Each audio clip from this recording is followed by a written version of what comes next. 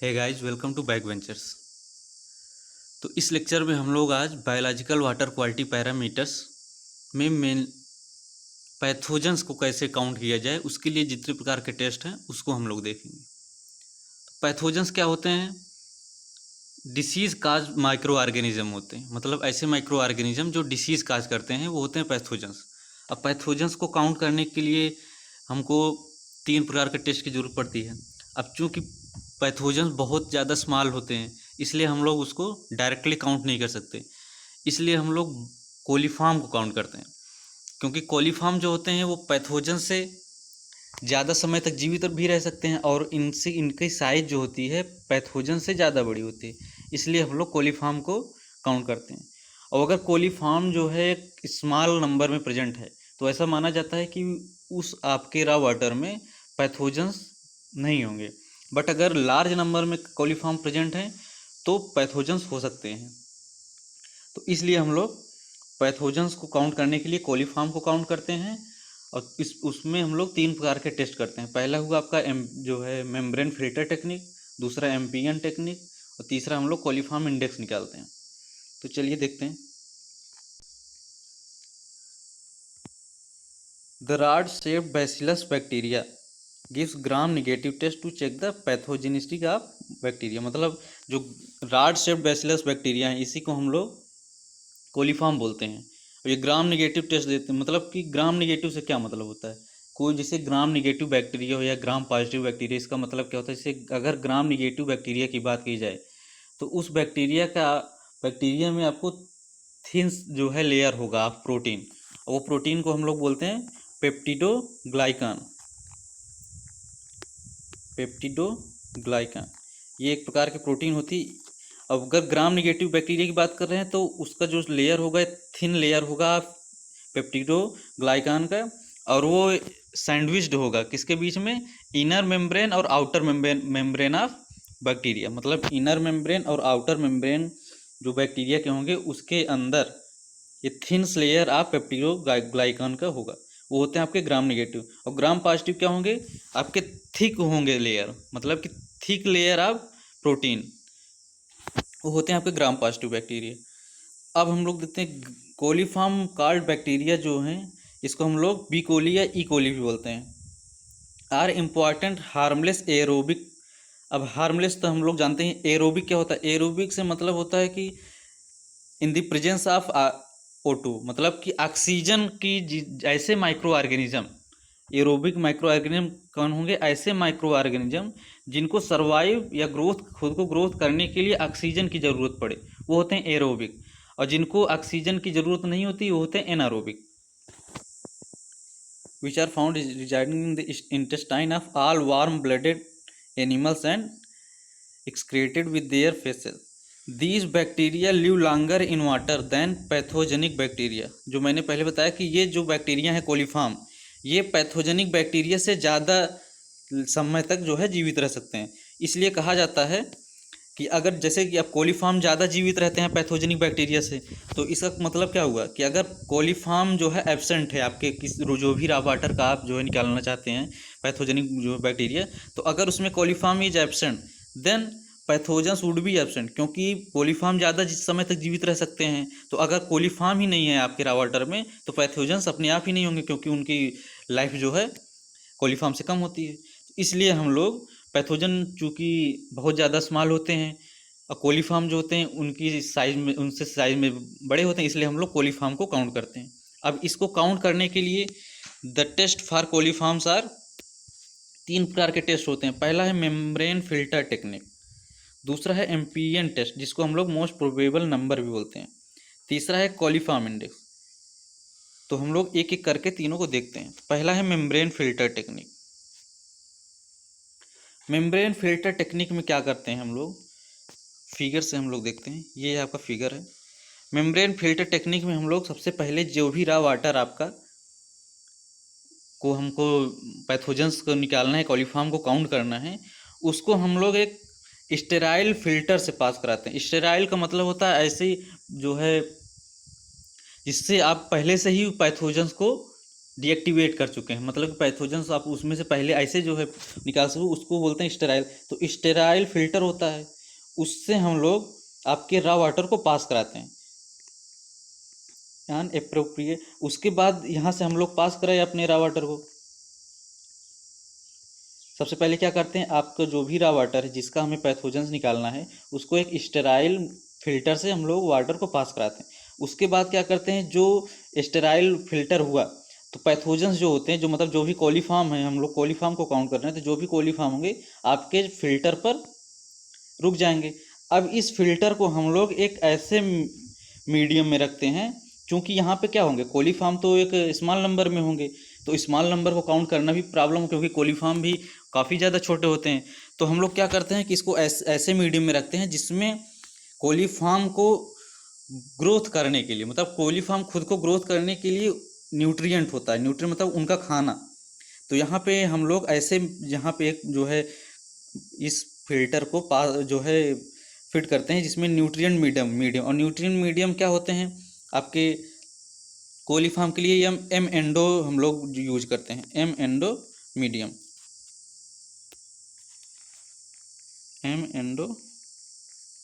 M Endo medium को हम लोग यूज करते हैं, जिससे क्या होते हैं, ये जो भी कोलीफॉर्म है ये अपने आप को ग्रोथ करते हैं। अब जब ज़्यादा ग्रोथ हो जाएंगे उसके बाद क्या, क्योंकि जब यहाँ पे तो स्मॉल नंबर में होते हैं तो इसको काउंट करने में प्रॉब्लम होता है, इसलिए हम लोग इसको कोलीफॉर्म को ग्रोथ कराते हैं। ग्रोथ कराने के लिए क्या करते हैं, हम लोग एम एंडो मीडियम यूज करते हैं, और ये मीडियम क्या होता है, न्यूट्रिएंट होता है आप कोलीफॉर्म। उसके बाद क्या करते हैं, हम लोग इसको इंक्यूबेट करते हैं 24 से 48 आवर के लिए। अब इंक्यूबेट करते हैं हम लोग इसको 35 डिग्री सेंटीग्रेड पर, 35 डिग्री सेंटीग्रेड पर 24 से 48 आवर्स के लिए।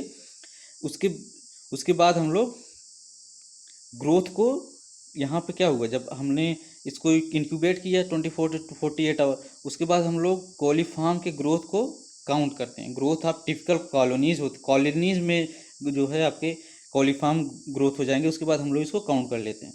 तो ये होता है आपका स्टेराइल मेम्ब्रेन फिल्टर टेक्निक। और दूसरा है हमारा MPN technique, MPN test. MPN test हम लोग 3 स्टेज में करते हैं। पहला है प्रिजम्पटिव टेस्ट, दूसरा है confirmatory test, and third is completed test. Presumptive test में हम लोग कोलीफॉर्म को काउंट करते हैं। उसके बाद कंफर्मेटरी टेस्ट में हम लोग क्या करते हैं, जैसे अब मान लो आपने प्रिजम्पटिव टेस्ट में कोलीफॉर्म को काउंट किया, बट क्या होता है कि कभी कभी ऐसे माइक्रो ऑर्गेनिज्म होते हैं जो पैथोजेंस ना होते हुए भी एसिड और गैस को मतलब कि फॉर्म करते हैं, तो इसलिए हम लोग कंफर्मेटरी टेस्ट करते हैं। अब कंफर्मेटरी टेस्ट करने के बाद भी कुछ टेस्ट में आपको पॉजिटिव जो है फॉल्स भी आ जाते हैं, इसलिए हम लोग कंप्लीटेड टेस्ट करते हैं। तो 3 स्टेप में हम लोग अपने कोलीफॉर्म को काउंट करते हैं एमपीएन टेस्ट में। अब प्रिजेंटिव टेस्ट में हम लोग क्या करते हैं, प्रिजेंटिव टेस्ट में हम लोग 3 सेट लेते हैं, तीनों सेट में 5-5 जो है ट्यूब होते हैं। 3 सेट होते हैं जिसमें ईच सेट में 5 ट्यूब, मतलब 15 ट्यूब हम लोग लेते हैं। अब यहाँ पे original sample of pond water, मतलब जो भी हमें निकालना है। अब और एमपीएन टेस्ट से हम लोग टर्बिड वाटर का भी जो है निकालते हैं, कोलीफॉर्म काउंट करते हैं, क्योंकि मेम्ब्रेन फिल्टर में अगर टर्बिड वाटर यूज करेंगे तो वहाँ पे प्रॉब्लम हो सकता है, इसलिए हम लोग एमपीएन टेस्ट में टर्बिड वाटर का भी कोलीफॉर्म काउंट कर सकते हैं। अब यहाँ से ओरिजिनल जो भी सैंपल है आपका पॉन्ड का, उसमें जो पहला मतलब कि पहला जो सेट है ट्यूब का, उसमें 10 ml जो है हम लोग ऑफ वाटर डालते हैं प्रत्येक 5 में। और दूसरा सेट में हम लोग 1 ml का डालते हैं 5 ट्यूब में, और तीसरे में हम लोग 0.1 ml का 5 ट्यूब में डालते हैं। उसके बाद क्या करते हैं हम लोग, इन सभी टेस्ट ट्यूब में एक होता है लैक्टोज ब्रोथ को हम लोग इसमें डालते हैं। उसके बाद जब लैक्टोज ब्रोथ इसमें डालते हैं, उसके बाद इसमें कार्बन डाइऑक्साइड मतलब गैस और एसिड फॉर्म होता है। तो जिस ट्यूब में गैस और एसिड फॉर्म हो गया उसको हम लोग बोलते हैं पॉजिटिव, और जिसमें गैस और जो है या आपका एसिड फॉर्म नहीं होता वो होते हैं निगेटिव। तो अगर आपने प्रिजम्पटिव टेस्ट किया और आपके सभी जो है फॉर्म पॉजिटिव टेस्ट हुए, तो अगर पॉजिटिव जो है ट्यूब आ रहे हैं तब हम लोग सेकंड टेस्ट के लिए मतलब सेकंड स्टेज पर जाएंगे, बट अगर निगेटिव आ रहे हैं तो हम लोग नहीं जाएंगे। तो इसको करते कैसे हैं, यहाँ पे आप लैक्टोज ब्रोथ डाल दिए, उसके बाद हम लोग इसको इंक्यूबेट करते हैं 24 आवर के लिए। 24 आवर में अगर पॉजिटिव आ गया तब तो ठीक है, हम लोग सेकंड स्टेज में जाएंगे, बट अगर निगेटिव आ गया तो फिर से हम लोग 48 आवर्स के लिए रखते हैं। तो 48 आवर्स बाद अगर पॉजिटिव ट्यूब मिल गया तो हम लोग सेकंड स्टेज पर जाते हैं, बट अगर फिर भी निगेटिव आता है तो हम लोग वहीं पर रोक देते हैं, क्योंकि फिर कोलीफार्म जो है आपके वाटर में प्रेजेंट नहीं होते। मतलब कोलीफार्म वो भी पैथोजन की बात हो, पैथोजन मतलब जो भी डिसीज काज बैक्टीरिया है वो प्रेजेंट नहीं होंगे। तो बट अगर आपके मान लो इसमें जो है पॉजिटिव ट्यूब मिल गए तो हम लोग सेकेंड स्टेज में जाते हैं। और सेकेंड स्टेज में हम लोग क्या करते हैं,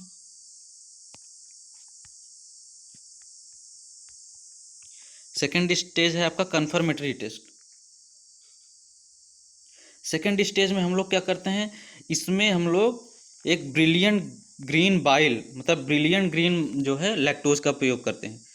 अब उसके सेम वही कॉन्सेप्ट, उसमें हम लोग ब्रिलियंट ग्रीन बाइल का यूज करते हैं। उसके बाद हम लोग उसको इंक्यूबेट करते हैं 24 आवर के लिए। अगर पॉजिटिव आ गया तो नेक्स्ट स्टेज पर जाएंगे, बट अगर निगेटिव आया तो फिर 48 आवर्स के लिए रखते हैं। तो अगर पॉजिटिव आ गया ट्यूब कोई भी पॉजिटिव आया तो हम लोग थर्ड वन के लिए कंप्लीटेड टेस्ट के लिए ले जाते हैं। कंप्लीटेड टेस्ट में क्या होता है कि इसमें हम लोग पर 100 ml के लिए कोलीफार्म को काउंट करते हैं। अब पर 100 ml कोलीफार्म कैसे काउंट करेंगे, अब मान लो आपके कोई भी आपने टेस्ट जो है यहाँ पे आपने लिया, अब मान लीजिए 5 ट्यूब में पॉजिटिव आ गया, मतलब फर्स्ट जो आपका सेट था उसमें 5 ट्यूब में पॉजिटिव आ गया, सेकंड में 2 पॉजिटिव ट्यूब में मतलब 2 ट्यूब में पॉजिटिव आया, और तीसरे जो सेट था उसमें 0 आया। तो अब हम लोग इसको एक स्टैंडर्ड टेबल होता है, ये एक प्रकार का स्टैंडर्ड टेबल है, इससे आपके पॉजिटिव मतलब यहाँ पे क्या हुआ, ये 10 ml वाला है, ये 1 ml, ये 0.01 ml। अब इसमें जो भी आपके पॉजिटिव जो है पॉजिटिव ट्यूब जितने आए, जैसे मान लो आपने फर्स्ट स्टेज में 1 पॉजिटिव आ गया, 1 पॉजिटिव ट्यूब, सेकंड में आपके 0 आया और थर्ड में भी 0 आया, तो इससे आपका एमपीएन टेस्ट की वैल्यू क्या हो जाएगी, पर 100 ml के लिए 2 हो जाएगी। तो ये होती है आपकी स्टैंडर्ड टेबल से हम लोग काउंट करते हैं। तो और अगर तो ऐसे हुए, बट इसको अगर हम लोग एक जो है फार्मूला भी होता है उससे हम लोग निकाल सकते हैं पर 100 ml, उस वो फार्मूला है ये, इसको हम लोग थॉमस इक्वेशन भी बोलते हैं। थॉमस इक्वेशन क्या होता है, एमपीएन पर 100 ml number of positive tube, मतलब जितने भी पॉजिटिव ट्यूब आए हुए हैं टोटल नंबर, अपान ये रूट में ml of sample in negative tube, negative tube में जितने सैंपल हुए into ml of sample in all tube. देखो नंबर ऑफ पॉजिटिव ट्यूब जितनी आए, अभी हम लोग इसको फार्मू जो है न्यूमेरिकल से देखते हैं तो अच्छे से समझ आ जाएगा। तो नंबर ऑफ पॉजिटिव ट्यूब जितने आएंगे अपान अंडर रूट में ml of sample in negative tube, जितने भी निगेटिव ट्यूब, और क्योंकि टोटल 5 होते हैं, 5 हम लोग ट्यूब यूज करते हैं, तो अगर 3 में पॉजिटिव आया तो कितने निगेटिव कितने होंगे, 2 हो जाएंगे, क्योंकि 5 ही ट्यूब तो है। तो और 3 में अगर पॉजिटिव आया तो 2 में निगेटिव हो जाएगा, वैसे अगर 3 में निगेटिव आया तो 2 पॉजिटिव हो जाएंगे, तो ये निकल जाएंगे अपने आप। तो जितने पॉजिटिव होंगे तो ml of sample in negative tube into ml of sample in all tube, जितने भी टोटल ट्यूब में जितने सैंपल हुए वो इंटू 100 कर देंगे, तो ये आएगा आ जाएगा आपका एमपीएन पर 100 ml। ये होता है आपका थॉमस इक्वेशन। अब थॉमस इक्वेशन हम लोग एक क्वेश्चन करते हैं, इससे हमें अच्छे से समझ आ जाएगा। अब ये आपका साइज ऑफ सैंपल दिया हुआ है, पहला सैंपल है 1 ml का, दूसरा है 0.1 ml का, और तीसरा है 0.01 ml का। अब अगर जैसे कि हम लोगों ने पहले क्या लिया था, पहला स्टैंडर्ड टेबल होता है 10, 1 और 0.1 का, बट यहाँ पे सैंपल क्या दिया है 1.01 और 0.01, मतलब कि जो भी आपका एमपीएन वैल्यू आएगी उसको हम लोग यहाँ पे 10 टाइम लेस है तो 10 टाइम लेस कर देंगे। तो ये होते हैं आपके सैंपल्स, स्टैंडर्ड साइज से हम लोग कंपेयर करके करते हैं। अब यहाँ पे नंबर ऑफ पॉजिटिव दिया है फर्स्ट सेट में 3, तो नंबर ऑफ निगेटिव कितना आ जाएगा 2, और नंबर ऑफ पॉजिटिव कितना दिया है 2, तो 3 हो जाएगा, और नंबर थर्ड सेट में 0 है तो इसमें निगेटिव कितना आ जाएंगे 5 आ जाएंगे। और नंबर ऑफ द ट्यूब कितने हुए, नंबर ऑफ ट्यूब कितने हुए 3 + 2 = 5, अब number of sample in negative tube, अब यहाँ पे सैंपल की बात कर रही, कितने सैंपल जो है निगेटिव ट्यूब में, तो निगेटिव ट्यूब का पहला कितना है 2 जो है पॉजिटिव 2 निगेटिव जो है ट्यूब हैं, और उसमें कितना सैंपल है 1 ml का, तो 2 × 1, और प्लस सेकेंड सेट में 3 ट्यूब हैं जिसमें सैंपल कितना है 0.1 ml का, तो 3 × 0.1, वैसे ही 5 × 0.01, तो ये आ जाएगा आपका 2.35।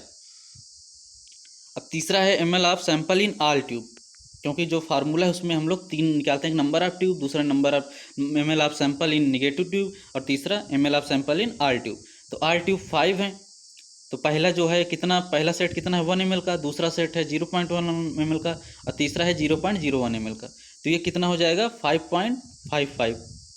अब हम लोग MPN पर 100 ml ऑफ सैंपल निकालते हैं, तो हम लोगों ने फार्मूले में रख दिया, टोटल ट्यूब 5, निगेटिव ml कितने हुए sample into total ml of sample, तो इससे कितनी वैल्यू आ गई 138.46। अब चूंकि मैंने यहाँ पे आगे नहीं लिखा क्योंकि जो है हमको बताना था। अब जैसे कि स्टैंडर्ड जो सैंपल था, स्टैंडर्ड सैंपल तो हम लोगों ने यहाँ देखा 10 ml 1 ml और 0.1 ml का, बट क्वेश्चन में क्या है 0.1 और 1.1 0.01, तो उससे हम लोग क्या करेंगे,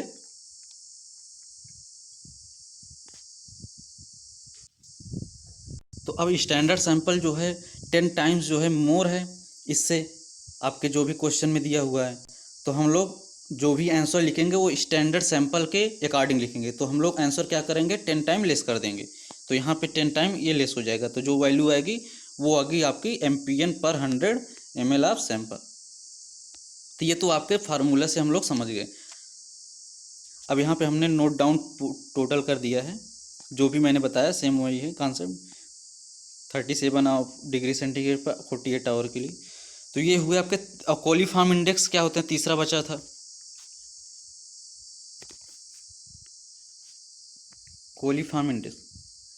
कोलीफॉर्म इंडेक्स क्या होते हैं कि ये रिवर्स होते हैं, आपके जो भी आपके बी कोली टेस्ट आए हुए हैं, पॉजिटिव बी कोली टेस्ट आए हुए हैं, उसके रिवर्सिबल क्वांटिटी ऑफ सैंपल जो होते हैं उसके क्या बोलते हैं रेसिप्रोकल होते हैं। अब जैसे मान लो आपके कोई भी B coli sample positive sample मान लो आपके 0.1 आया, तो कोलीफॉर्म इंडेक्स क्या होते हैं the reciprocal of sample, the reciprocal of sample of quantity, जो भी आपके वो भी स्मॉलेस्ट क्वांटिटी के होते हैं, मतलब कि जो भी स्मॉलेस्ट क्वांटिटी आपके बी कोली टेस्ट से, पॉजिटिव बी कोली टेस्ट या पॉजिटिव ई कोली टेस्ट, आप जो भी बोल दीजिए, पॉजिटिव कोलीफॉर्म जो भी आपने डिडक्ट किया है उसका जो स्मॉलेस्ट क्वांटिटी होगा सैंपल का, उसका रेसिप्रोकल होता है आपका कोलीफॉर्म इंडेक्स। अब मान लो आपका 0.1 आया, तो 0.1 अगर स्मॉलेस्ट क्वांटिटी है सैंपल है आपका पॉजिटिव बी कोली टेस्ट का, तो कोलीफॉर्म इंडेक्स क्या हो जाएगा 1/0.1,